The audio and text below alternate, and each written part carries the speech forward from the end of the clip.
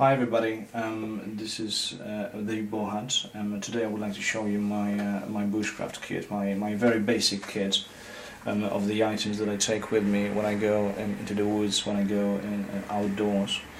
I know there's been plenty of videos like that on YouTube, but I just wanted to share my views on what the basic kit should be. Now we're going to start with a knife. This is the knife that I'm making myself. It's a copy of a Woodlow knife or Ramirez knife, if anyone's familiar. So you will know what I'm talking about. This is a handmade knife, handmade by me. So it's not finished yet. What I need to do right now is to sand and polish the handle. So I'm nearly there, but I still got some work to do. So first thing I would take with me would be a cutting tool, like a knife or an axe. Anything that we can cut or carve, anything like that is going to be the very basic thing that I'm going to take with me. Second thing is going to be a sharpening tool for the knife, or for your tool, I would say.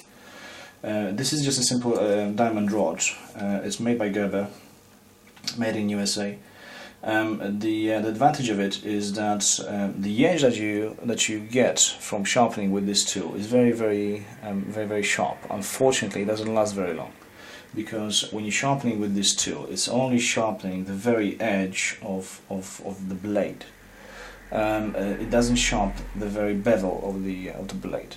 So the results that you get with it is very good. These diamond rods are used mostly with chef's knives, but it doesn't last very long. So what I do, I always carry with me. If that would be my primary knife, okay, this would be my secondary knife. It's a multi-tool or any folding knife. Ideally a multi-tool, which have all these different, bells and whistles. Different blades, and if I'm carrying that with me, this is actually a 11-1 wave, the multi-tool that I have with me for years now. If I'm carrying that, I'm not going to carry my diamond rod. Reason being is that this one is equipped with a file. On here you got a very coarse abrasive surface, and on the other side you've got a nice thin diamond finish. So you can file the blade with one side, and then just tie it up with the diamond one on the other side. So if I'm carrying that, I'm not carrying my diamond rod. But any secondary blade is most welcome. Always in a bushcraft or survival situation, is always more than welcome.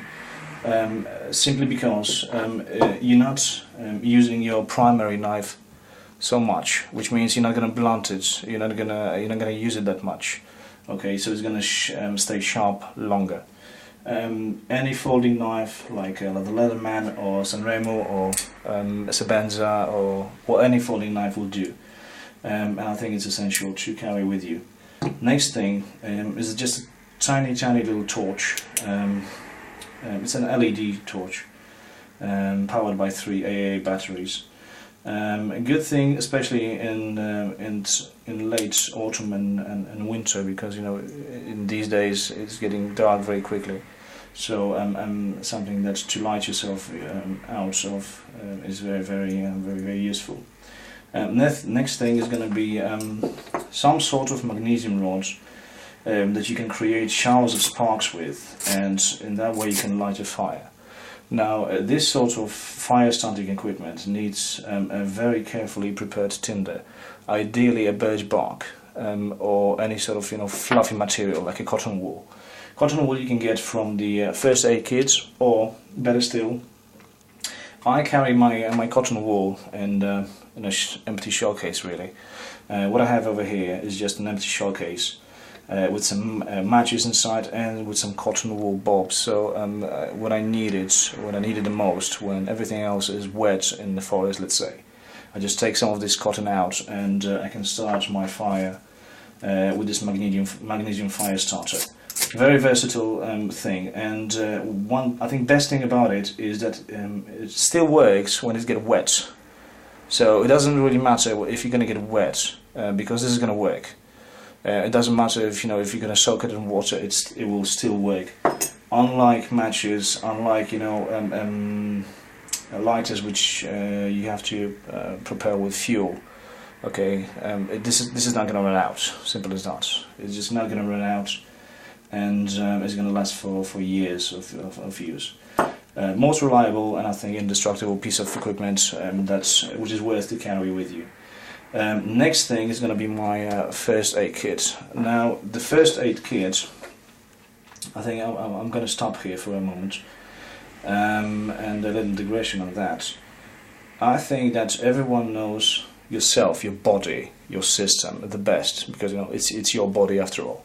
So what you're going to take in this first aid kit is going to be the medicines and that you're gonna use especially for yourself. So if it's worth to learn how your body reacts to dehydration. It's important to know how your body reacts to fever, when you get a cold. So how your body reacts when you have indigestion, or the other side of the picture, when you have diarrhea or something like that. Let's face it, if you're going to be in the woods for a long time in a survival bushcraft situation, it's most probably that at some point of the journey you will drink dirty water. You're going to have something dodgy to eat, because you not always know what's in it. So I think that the stomach problems are not to be underestimated when it comes to the bushcraft or survival situations, because it's very important. When your stomach is upset, you dehydrate very quickly, and then you don't take as much water as which is going out. So dehydration is your enemy number one when it comes to stomach problems, because you can get dehydrated very easily.